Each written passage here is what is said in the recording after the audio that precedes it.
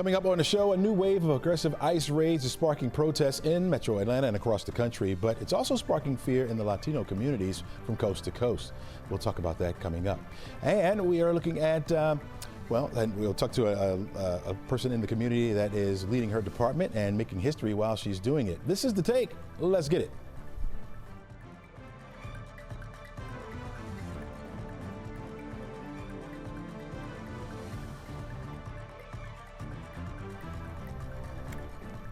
Hello and welcome. I'm meteorologist Chester McNeil, and this is The Take. This is a full hour where we go above and beyond the headlines and we find out the why and how stories are impacting you and your community. We invite the experts in to share their take on today's top stories and have a little fun as well. So let's start you off right here. A new wave of aggressive ICE raids sparking the protests across Metro Atlanta and across the country as well. But it's also sparked some fear in the Latino community and communities from coast to coast. Here now is Santiago Marquez. He is the CEO of the Latin American Association. Welcome to the show, Santiago. Thank you. Good morning. Pleasure to have you. All right. Pleasure to have me. Sorry. Yeah. Forgive me. No, welcome to the show. Welcome to the show. How have you and members of your group and the broader Latino community been coping with these sudden waves of ICE raids? Yes, it's been very scary, as you mentioned. Excuse me. There's created a lot of confusion and chaos. I think that there are a lot of families that are in fear. We see a lot of what we call mixed status families where the children are American citizens. They've been born here and one or maybe both of their parents are undocumented. And so those parents are afraid to go out to work or go anywhere outside of their houses. They have to go to work. And so I think what we're seeing is a limited activity, going to work, going to church, and then trying to avoid going to public places as much as possible. So it's definitely created some fear, confusion, and anxiety within the community. Have you been seeing that right here? And if you've been seeing that, how are people coping? How are they getting the things they need if they can't go out? We have seen it, yeah. So I think that if I look back on the 6 months of this year, like January, February, people were concerned, were afraid, and then I think March and April, people just started coming back out. They were living life as usual, life as normal, and then we saw a pickup in ICE activity around like Buford Highway and around certain areas. And so certainly we've seen not a decline in requests for services, but a decline in a request for certain services, like people coming to the building. And then when we talk to our partners, they're experiencing the same things. And the example I would use would be like food distribution events, right? A lot of our partners are telling us that they're seeing a decline where they were used to getting a couple hundred people. In some cases, it's down to a handful of people. And so I think that's what we're experiencing. Now, in other services, there's still people coming out, like for job services, workforce services. People are still coming in good numbers. We had a career expo last week in our building. We had about 260 people coming for that. Mm-hmm. What businesses would you say are suffering the most from what's taking place? Well, I definitely think construction. Construction already has had a workforce shortage. I think about 20,000 employees. Overall, the sector is down. Restaurant industry, the hospitality industry, are easy ones that have to name because they're already experiencing workforce shortages, and people that are afraid to work will just stop going to work. And I would say probably agriculture and manufacturing as well. What are these rates doing to families, in particular the children? I'm sorry, can you repeat the question? What are these rates doing to, or at least these fears, doing to families and in particular the children? Yeah, so I think number one, it's causing a lot of trauma, right? Mm-hmm. So, with fear comes trauma and anxiety. Kids, even if the kids are American citizens, they're worried about their parents or their extended families.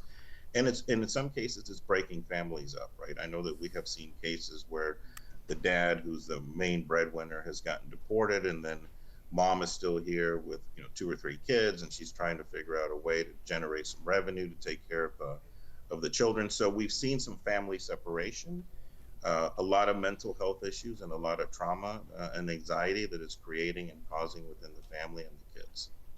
What's your reaction to Saturday's protest?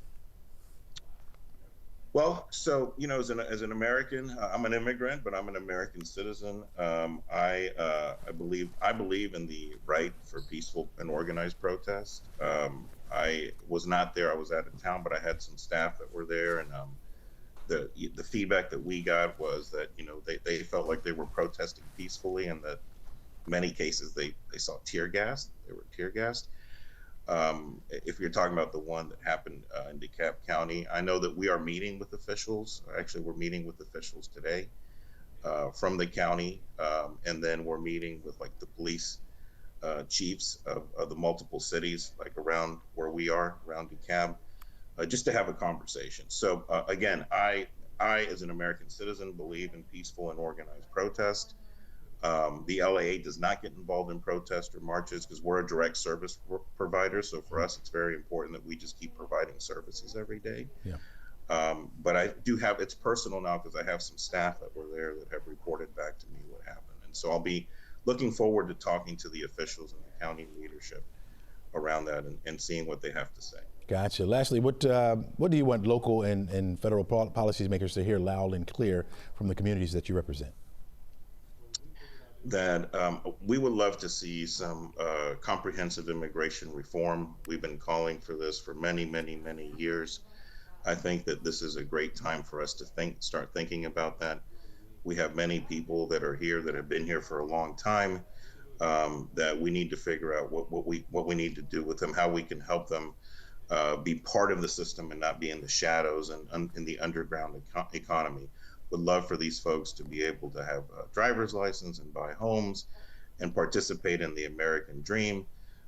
So we would love to see something that's, a comprehensive immigration reform that's bipartisan, that would resolve the situation so we can all feel safe and secure, but also provide opportunity for people that have been here for a long time, that are working hard and that want to be part of this beautiful American dream. Absolutely. All right. Thanks so much for joining us. Really appreciate your insight. Thank you for having me. All right. Not a problem. It is going to be a hot and humid afternoon today. Temperatures will be close to the 90-degree mark. It will feel like the 90s, of course, with the humidity that's going to be out there. Plus, those scattered showers and thunderstorms will be around. 40% chance as we head into the afternoon. I'm thinking after 2 or 3 o'clock. More of the same tomorrow. Got a front that's going to approach the area. Some changes will come, though, for the end of the week. You notice we're down to a 20% chance on Friday, and then over the weekend, less than a 10% chance for the rain to be around. But that temperature keeps climbing up to 94 degrees by the time we start the work week next week. And when you factor in the humidity, it's going to feel closer to that triple-degree digit.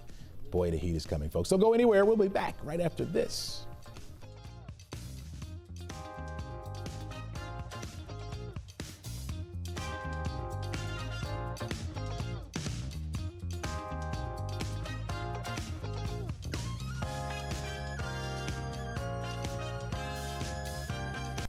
As loud explosions were heard in Iran, President Trump met with his national security team in the White House Situation Room. Joining us now is NBC Washington correspondent Alice Barr, who's been covering politics for years now. And Alice, the president is sending more U.S. military to the region.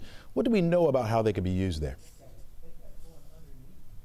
Yeah, so this is kind of, I would say, posture at this point that certainly the U.S. is trying to send a clear message to Iran that it's going to back up its ally, Israel. This is aircraft carrier and some other ships that are being sent to the region. At this point, no sign of actually stepping into the conflict with U.S. troops going into Iran, but there is new reporting about the possibility that the U.S. may actually strike inside of Iran, may join Israel in its effort to try to destroy Iran's capabilities to develop a nuclear weapon. That is what's at stake here. President Trump has said time and again that Iran cannot be allowed to have a nuclear weapon. What's the thought of the U.S. getting involved? I mean, we've heard about the back and forth that's been going on, the kind of a war of words that's been taking place. What's the likelihood of us getting in and showing some kind of force? Yeah, so it's certainly something that's under very serious consideration. Administration officials say that President Trump is considering a range of options, and among them is a possible U.S. strike on Iran. One of Iran's most critical nuclear enrichment sites is buried deep under a mountain, and destroying it would likely require an American warplane with a massive bunker-busting bomb that only the U.S. has. So that seems to be the most likely path in which the U.S. might get involved with actually dropping a bomb in Iran, which would be a massive, massive development. Also worth noting that President Trump is stepping up his public messaging, having posted that the U.S. knows exactly where Iran's supreme leader is hiding, saying we're not going to take him out, at least for now, but adding our patience is wearing thin. And there has been a response this morning from Iran's ambassador to the United Nations, calling the president's remarks very hostile and part of their calculation on whether and how to respond. Chesley. Seems to be somewhat of a split, right, when we talk about congressional Republicans lining up on the issue. What are you seeing? Yeah, certainly a split from among both parties, but Republicans, this is tough because there are those that are Iran hawks. I think of like Senator Lindsey Graham, who has said that he believes in going in and being forceful against Iran. But there are also, the president said while he was running for office that he was going to be a peacekeeper and that he was not going to get the U.S. involved in any more foreign conflicts. It's part of that America First ethos. And so there are those in the MAGA world, Make America Great Again world, who don't want to see the U.S. get involved in another potentially intractable war in the Middle East and don't think that that is part of the America First strategy. So that is a really serious potential, rift or line up there that the president has to calculate amongst. And important to note that he has said very clearly that if there is any kind of threat to U.S. troops, that would be certainly a red line. And I think that's something that lawmakers in general agree with, that would require a response. Two U.S. officials have said Iran is prepared to strike U.S. bases in the Middle East if they choose to, though there are no indications anything is imminent.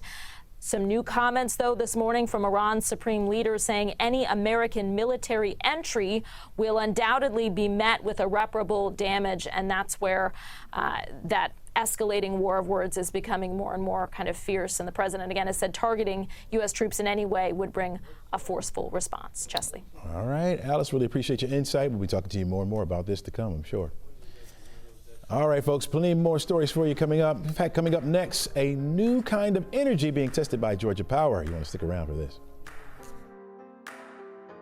All right, welcome back. A new hydrogen blend test for Georgia Power is being called the world's largest demonstration of its kind, pushing the limits of how clean energy and existing gas plants can work together. Here with more on this significant test, this plant, is Ben Emerson. He's the principal research engineer at Georgia Tech. Ben, welcome to the show.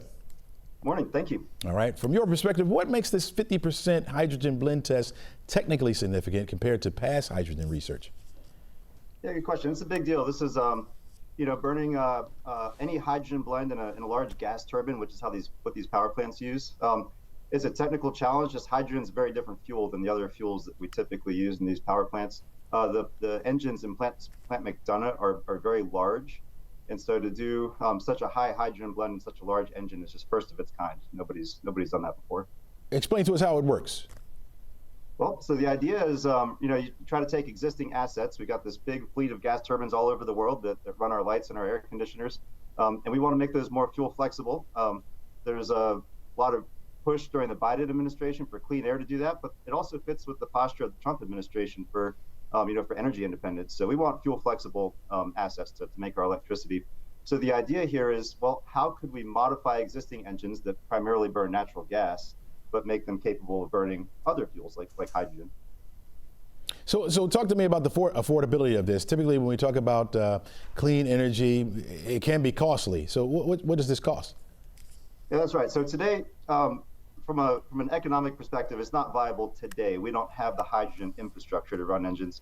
The idea, though, what you got to realize is that if you look at these frame gas turbines that run these power plants, the lead times on a frame engine are about 7 years. And then you think about the R&D time. So we're talking about potentially multiple decades of trying to be ready for what could come in the future. So really the idea is to, while it's not economically viable to have hydrogen at a power plant today, the manufacturers of engines, the utilities, the power plant owners, they want to be ready for what could come down the road if we do develop a hydrogen infrastructure. So that's the idea. Speaking of down the road, could this open the doors for Georgia to become a leader in hydrogen storage or production research? It could. There's a lot of activity in Georgia to try to establish the Southeast as a hydrogen hub, and Atlanta in particular is a big center of activity there, with Georgia Tech having a world-class combustion lab, and it's Southern Power, so it's a big deal here. Yeah, you said could take some years down the road. What's the biggest hurdle to getting there? I think the biggest hurdle, in my opinion, is the infrastructure. We know how to make the engines run on hydrogen. We know what it takes to retrofit them. There's still some R&D there, but we'll certainly work that out over the next couple of years. So in my opinion, it's the infrastructure. Are we going to have a hydrogen pipeline? Are we going to synthesize the hydrogen at the plant? Are we somehow going to truck it in? There's a lot to be figured out there, just how we get the hydrogen to the plant. Where do you see us 10 years down the line with this? Where do I see us 10 years down the line? Yeah, with this. I think 10 years down the line, we'll have hydrogen-capable gas turbines. There's a lot of demand from other parts of the world as well to have hydrogen-capable gas turbines. There's a lot of demand from Europe for that, and we want to export gas turbines. So I think from the plant perspective, I think we'll have the technology to do it. It's just a matter of finding the users that have the hydrogen to burn. Gotcha. All right, Ben Emerson, thanks so much for joining us and giving us that insight. We'll be checking back in with you as we go along to see where you are on this. Thank you. All right, thanks so much. All right, Mus Ministries is putting out a need for some assistance. How you can help, coming up next. All right, welcome back to the show. Metro Atlanta's Mus Ministries has been serving summer meals for decades and is now facing an urgent surge in demand, prompting a community-wide plea for help. Joining us now is Dr. Ike Reichard, President and CEO of Mus Ministries. Dr. Reichard, welcome to the show. Thank you, Chelsea, for having me on today. Appreciate it. Absolutely. Walk us through this shortage and what it means for families and children depending on these meals every day.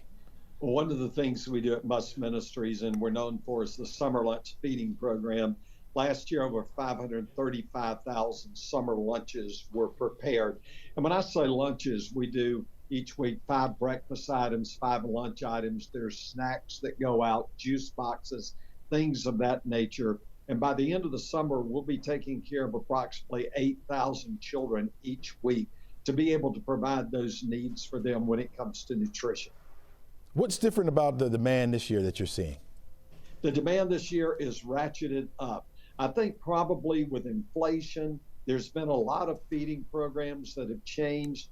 During COVID, there were some nonprofits who used to do feeding programs similar to ours that are no longer being able to do that. Some of them no longer exist. Some of them have had to reduce what they're doing. So I think all of it goes together to kind of create the perfect storm, that there's a tremendous need, and yet there's not as many organizations to be able to meet that need.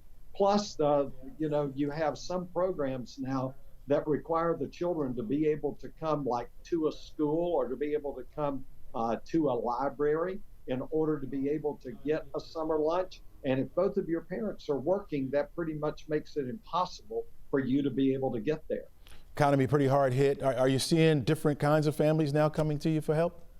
Well, one of the things that we've noticed over the last couple of years is that there's families that come that say, I used to contribute to Mus. I used to be a donor and I would help out Mus.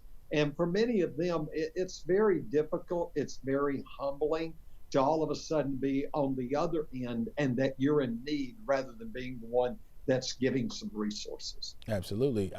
Food, one thing. Do you have enough volunteers and resources to help keep up with that pace that you're trying to see, that you're going to see? We're extraordinarily blessed when it comes to volunteers.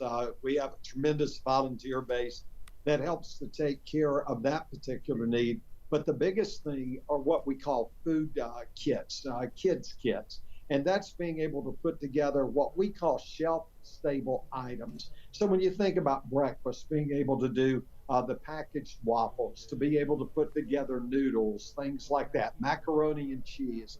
And so there's a lot of homeowners associations, businesses, groups that get together, and they pack together those kids kits. And it was amazing because I got to do a story on 11Alive last week about the need. And then there were some radio stations that also broadcast about the need. And immediately the Amazon orders picked up tremendously. We received 35 pallets of food on Saturday, 25 pallets on Monday. So the people who watch 11Alive are not only generous, but they're extremely responsive when you let them know about the need. All right, so we're back again. Let us know exactly what you need right now. What can folks out there watching saying, hey, I want to get involved, I want to help. How can we help? You can go to musministries.org and you can click on Summer Lunch and you can find all the different ways to be able to participate, the ways to be able to give. Of course, financial support is always so important. And 11Alive's always stepped up and done great things. And you, Chelsea McNeil, you've been an asset to our community in so many ways. So thank you for helping us to get that story out, because altogether Summer Lunch is 9 weeks long. So we're about halfway through, and we want to be able to finish strong. And by the end of that time, 8,000 children a week are going to be getting fed. All right, so we got you. We got the food donations, we got monetary donations. Are there other ways that people can pitch in that you may need? Oh, always with volunteering. You can even come work in the warehouse that we have. We have a donation center.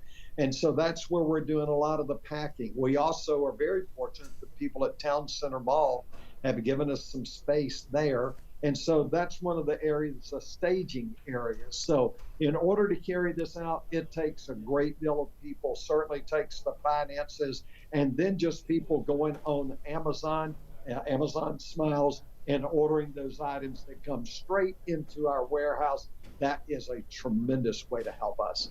All right, Dr. Reichert, I really appreciate you. I love all that you're doing for our community, and we're certainly going to do our best to help you out. Well, thank you, my friends. You are today. All right, take care now. Yes, Folks, don't go anywhere. Coming up on the show, could Fulton County be closer to making a decision about reparations? Well, it's a question we're going to answer right after the break.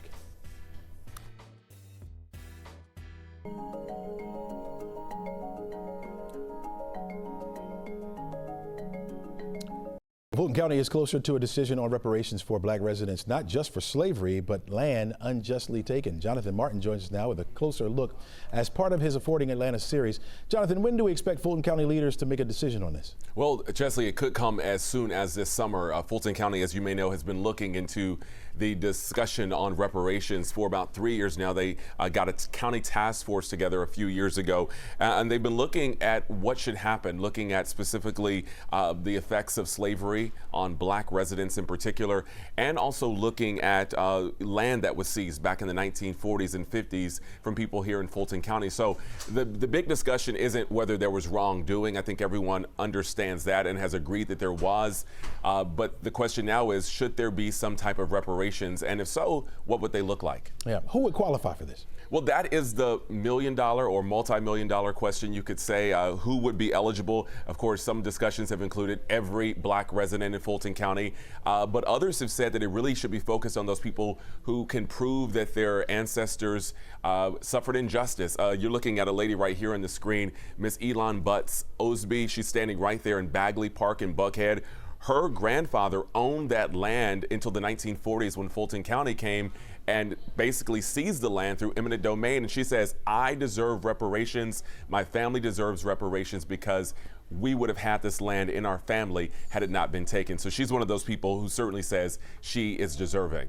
All right, you spoke with the Fulton County Commissioner Chair, and he's not in favor of widespread payouts for black residents? Yeah, Chairman Rob Pitts, who you've had on this program as well, he talked to us and he said, look, again, I understand there was wrongdoing, but in his words, I want to look forward and not look back. And he says, I don't think we should have widespread reparations at taxpayers' expense, for example, to give every black person here in Fulton County something. He says also he thinks a public apology wouldn't be enough. So where he lands, he says, is somewhere in the middle, perhaps giving some sort of investment in an education-related charity, maybe striking a balance to say, look, we understand there was wrongdoing, but we can't pay everyone. But what we can do is try to invest in the community, specifically communities that affect people of color. That was going to be my next question to you. I mean, if money could not be given out, what could be given out? For example, you talk about those families whose ancestors' lands were seized. Would they give back the land, or would something else be in play?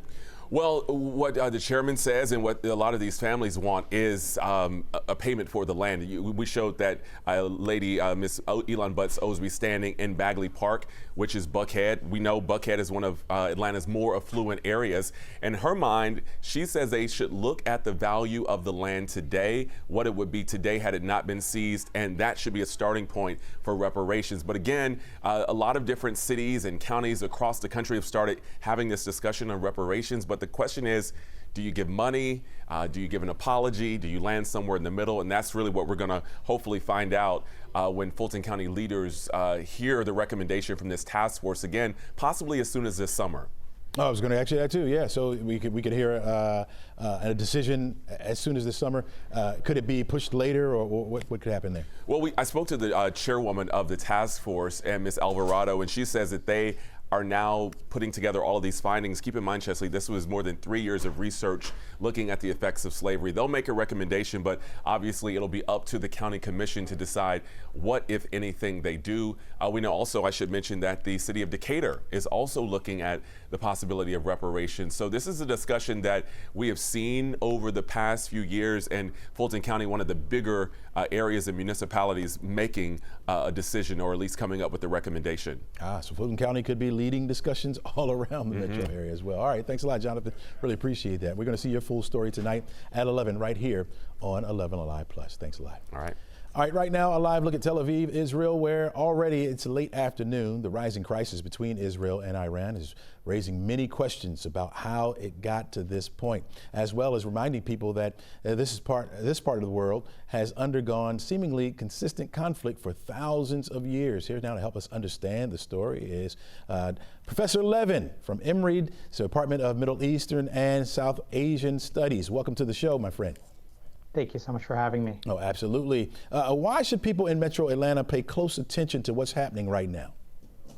Well, this is a conflict that's going to require some sort of American involvement to bring it to some end, whether that's a negotiated solution through American diplomacy or through direct American military involvement. So these are big questions for the United States, whether people have family in the region or whether they have people involved in the military. You know, given Israel's historic approach to external threats, how does this current crisis, compare to past conflicts? Well, you have to remember there's been plenty of wars in the past 50 years, but none of them have been between Israel and another country, a government with a full military. You know, Israel's had war against Hamas, Hezbollah. These are non-state actors. You have to go back till 1973 to find a war in which Israel is really fighting a major enemy. So we're really in uncharted territory here. Israel had a really successful initial strike, but just because we know how this starts doesn't mean we know how it's going to end. All right. Historically, the United States has tried to manage the tensions in that particular region of the world. Talk to us about that a little bit. Yeah, America has a long history of involvement as a diplomatic negotiator.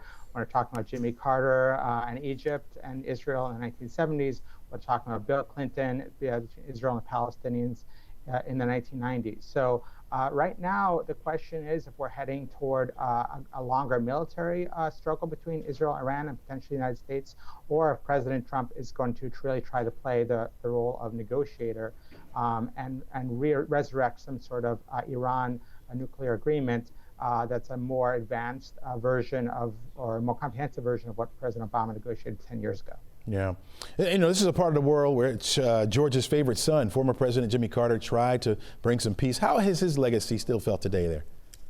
Yeah, I mean, you have a record of success with Jimmy Carter in having negotiated a settlement between Israel and its then greatest enemy, the government of Egypt. So the fact is, amazing things can happen.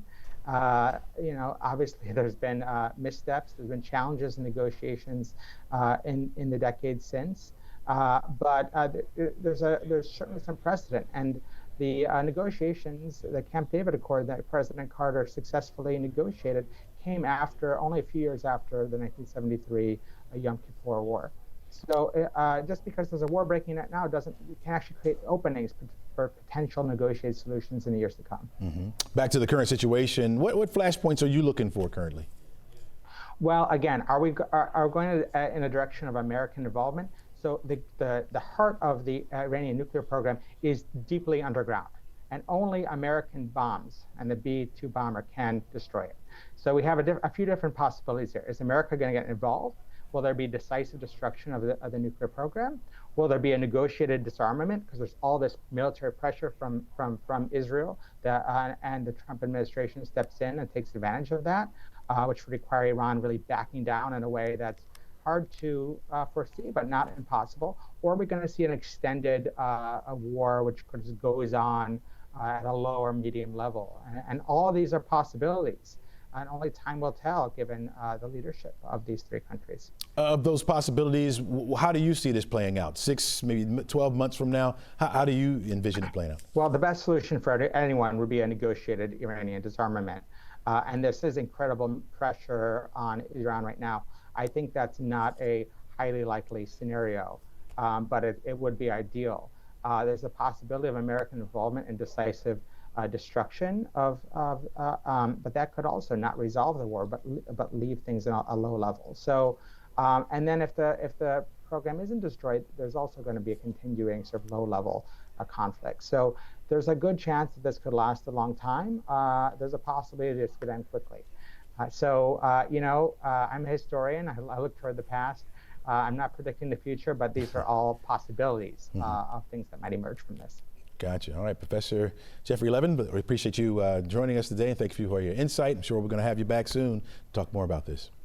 Thank you so much. All right. Don't go anywhere, folks. Plenty more stories for you coming up. Plus, JetBlue is scaling back their summer flights. How does this impact your travel plans? We'll talk about it next.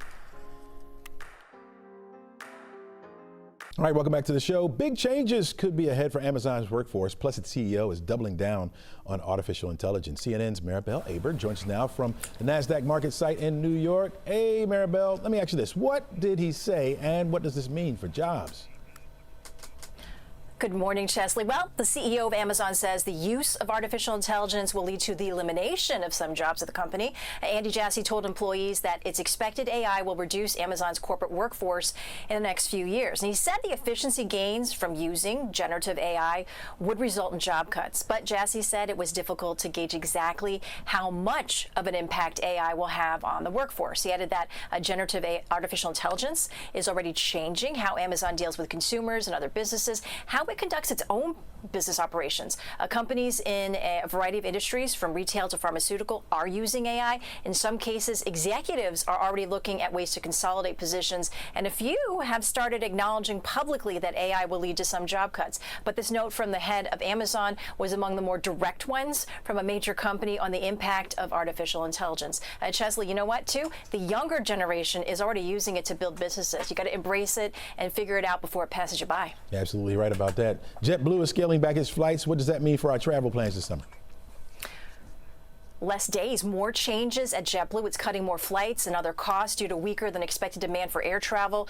The carrier plans to reduce flights, particularly on Tuesdays and Wednesdays. It's also going to cut underperforming routes, replace them with destinations that have profit potential. JetBlue is hopeful demand and bookings will rebound, but its CEO says the path back to profitability will take longer than it hoped. In a note to employees, she said JetBlue was still relying on borrowed cash to keep the airline running. JetBlue has been looking for ways to boost revenue and cut costs after its deal to buy Spirit Airlines was blocked by a federal court. The last time the airline posted an annual profit was back in 2019. Chesley, I tried to book a flight to visit, my dad in Virginia, and no Wednesday flights. Wow, no Wednesday flights, huh? Okay. Yeah. Well, it sounds like a new twist could be delaying the efforts to ban TikTok here in the United States. Okay, TikTok will stay up and running in the U.S. for at least another 90 days. President Trump plans to extend tomorrow's deadline for the app's parent company ByteDance to sell TikTok's U.S. operations. It's the third such extension from Trump since he took office in late January. China-based ByteDance is required to divest TikTok's U.S. operations to comply with a new national security law. Now, that law would penalize app store operators like Apple, like Google, for supporting TikTok if ByteDance continued owning it. As for TikTok's future ownership, a number of parties have expressed interest. Those include Oracle and AppLovin, and billionaire Frank McCourt's Project Liberty Consortium has also expressed interest in buying TikTok's U.S. operations. Chesley. All right. Seems like the battle for our screen time is shifting once again. That's thanks to streaming. Indeed, it's got a new high. It passed the combined viewership of cable and broadcast TV in May. That's according to Nielsen. Streaming accounted for 44.8% of all TV viewership during the month. Cable had 24.1% viewership. Broadcast TV was 20.1%. Add those up, it comes in slightly below the streaming total. Now, one of the big reasons for the surge in streaming, YouTube. It had 12.5% of all television viewing last month. Another factor driving streaming growth are free ad-supported channels like Pluto TV, Roku channel, and Tubi. Streaming has skyrocketed 71% from 4 years ago when Nielsen started its monthly report. And in that time, cable has plunged 39%, broadcast has declined 21%, according to Nielsen, which is why, Chesley, for that reason, we are so appreciative of everyone watching right here. That's right. That's right. We're going to stream away. Hopefully they'll continue to watch us. I don't know. We got to make some YouTube clips as well, Maribel. We're gonna have to make those. They're YouTube already clips. out there of us. They're already out there, Chesley. I'm sure. I'm sure. I want the one of you cooking those cookies you promised me. Oh, it's going to happen. Okay. I'll send it your way. Yeah, all right. Thanks so much. Appreciate you, Maribel. We'll see you again tomorrow. All right, folks. The city of Austell has a new police chief, and she's making history. We're going to chat with her coming up next. All right, welcome back. The community of Austell made history this month by swearing in its first ever female chief of police. She joins us now here on The Take. Chief Shimea Jones-Harrell, welcome to the show. Hi, how are you doing? I'm doing pretty good. Good to see you, first of all. Good to see you too. How has the Thank job been you. so far? Are you settling in? I am. It's been pretty busy, but everything's going well. What's the first big thing you have to do? In a job like this, in a situation like this, how do you get settled in? Well, I was actually at an advantage because I was already the deputy chief. I came here in 2022. So I already knew the guys, the team knew me, and everybody was already comfortable with me. I had already put in work with the community. So it was just a matter of just shifting the title. I kind of pretty much been doing the job, alongside the previous chief. Yeah. When you were being sworn in, what was going through your mind? I'm sorry, repeat that. When you were being sworn in, what was going through your mind? How was that moment? It was a lot to take in. It was quite a lot. I don't think that I really fully grasped, how monumental that this moment was, at the time. But I really just enjoyed the entire program and everybody that was there to support me.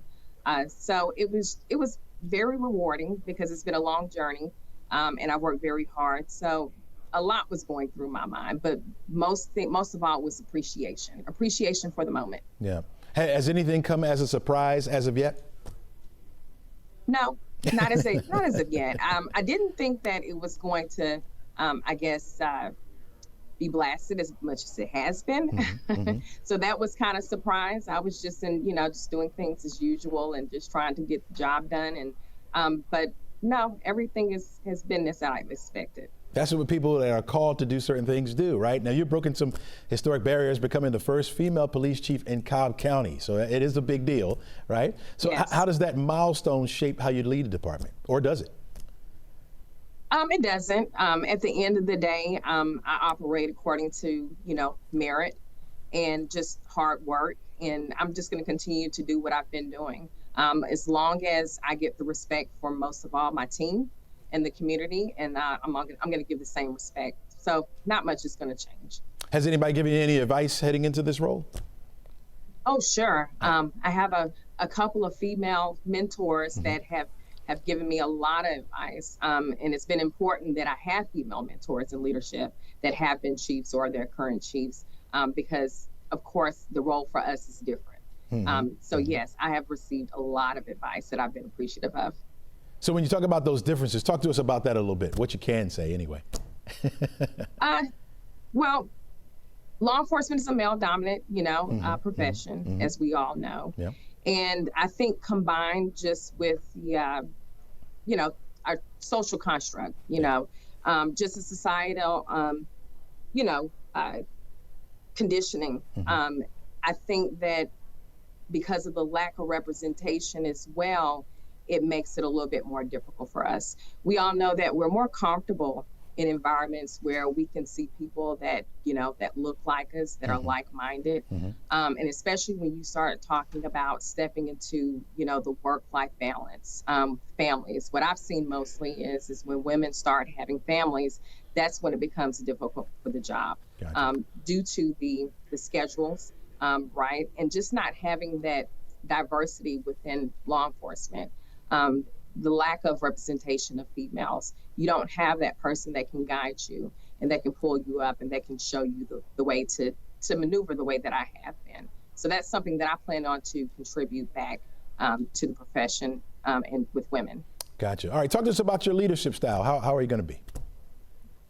My leadership style is very, diverse. I'm a very servant leader, but I'm also adjustable as well. I believe in approaching and, having a holistic approach. Sometimes you can't be the same with everybody. You have to shift and you have to change accordingly. But at the same time, though, I have standards for the department. The profession has standards. Ethics is very important, and accountability. So that never changes. But sometimes the approach can change. When you picture Austell 5 years from now, what is your vision, especially as far as policing, how people should view you in the community? In 5 years, we should have our accreditation, which is our state certification that we've been working on. And I also want to start a health and wellness program here at the department. I think when it comes to mental health, I think it's very overlooked within law enforcement. Not as much as it was back then. We have a lot of support and resources that we can have. But I would like to bring some here to Austell, to the police department, and just to continue to work for the community. So in 5 years, I want people to look back at my leadership and say, you know what, she always did the right thing. Her people always did the right thing, and they were very professional. Shimea Jones-Harrell, all hail the chief. Congratulations to you. Congratulations. Yeah, looking forward to working with you in that particular community as well. And keep up the good work, and I'm sure we'll be talking to you soon. Okay, thank you. All right, take care now. Plenty more stories for you coming up, folks. This is The Take. We'll be back with my final take right after this.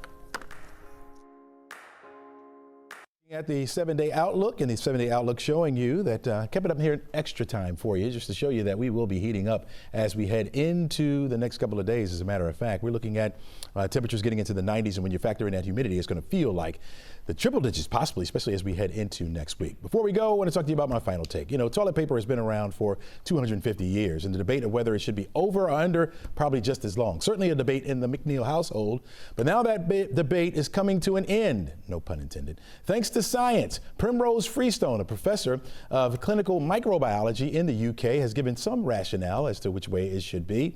Now, Freestone has concluded that the under position is the best position because it's easier for you to get those squares. When you have to use two hands in the over position, that could lead to increased bacteria and likely contaminating the entire roll. This information probably won't change much in the study because 70% of households prefer the over method, and old habits are just hard to break. I know in the McNeil household, it's going to be the under. I don't like contaminated toilet paper in the McNeil household, all right? And maybe you shouldn't either. Are you over or under, folks, based on this new scientific research? Let us know. We'd love to hear from you. That's all we got for you today, folks. Make it a great day and try to encourage someone to go under, not over, under.